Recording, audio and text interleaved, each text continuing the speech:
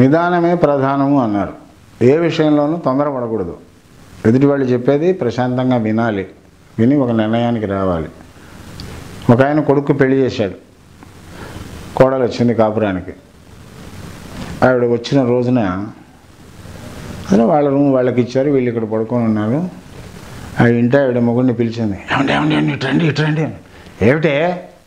వాళ్ళిద్దరూ ఏదో కొట్లాడుకుంటున్నారండి, అబ్బాయి అమ్మ కోడలు. నీకెట్టా తెలుసు? నాకు ఇక్కడి నుంచి మాటలు వినపడుతున్నాయి. దుంపదగా కొడుకు కోడలు గదిలో ఉంటే సిగ్గు లేకుండా గోడ దగ్గర దగ్గర మాటలు వింటావుంటే తప్పు కాదు. బా అవన్నీ పక్కన పెట్టండి, ఏదో గొడవ పడుతున్నారండి. అబ్బాయి ఏమో కాదు ఇప్పుడే కాదు, ఒక 2 ఏళ్ల తర్వాత లేకపోతే 3 ఏళ్ల తర్వాత అంటున్నాడు. ఆ అమ్మాయి ఏమో ఇప్పుడే అంటుంది. అది తప్ప నాకేమీ వినపడి చావటం లేదు, ఏదో కొనుక్కుంటున్నారు అన్నది.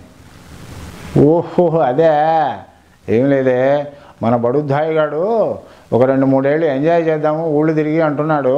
ఆ అమ్మాయి తెలివిగల పిల్ల కాబట్టి ఇదే పిల్లల్ని కనే వయసు ఇప్పుడే అని అంటోంది అని నాకు అనిపిస్తుంది అన్నాడు. ఓహో అదే అన్నాడు. అదే కానీ ముందు ఆ బడుద్దాయిని బయటికి పిలు, క్లాస్ పీకుతా అన్నాడు. మరి నాన్న పిలుస్తున్నారని వచ్చాడు. ఏమిటి ఏదో గొడవ పడుతున్నా అంట.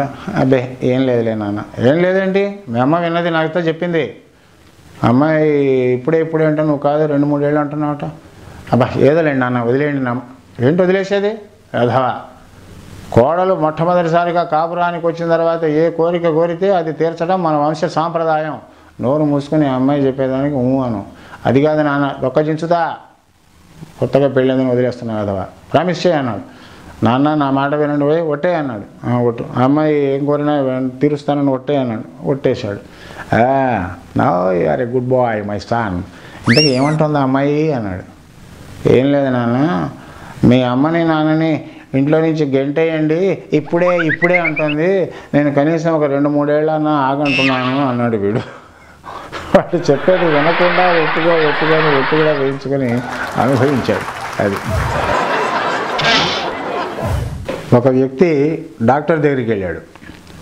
ఒంటి నిండా వాతలు, తల బొప్పి కట్టింది, ఎక్కడ పడితే అక్కడ. డాక్టర్ గారు ట్రీట్మెంట్ ఇస్తూ చెయ్యి ముట్టుకుంటే చాలా బా అంటున్నాడు. ఏమిటండి అసలు ఏంటి దెబ్బలేమిటి, ఎలా జరిగింది ఇదంతా? ఏదోలేండి, మీరు మంది అయితే ఇవ్వండి అబ్బా అంట. అది కదండి, జరిగింది ఏమిటో చెప్పకపోతే మంది ఎట్లా ఇస్తాను, మీరు ఏం జరిగిందో చెప్పండి అంటే ఇటు చెప్పటల్లా.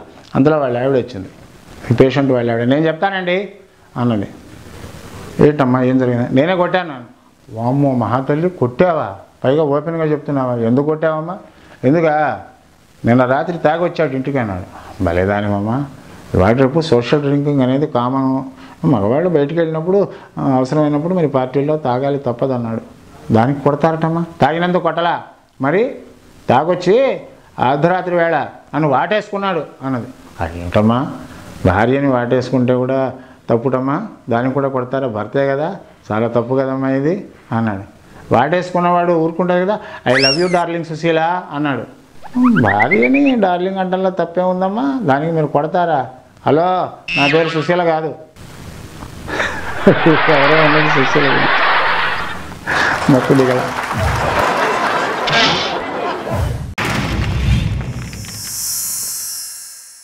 Like and subscribe Eagle Media Works.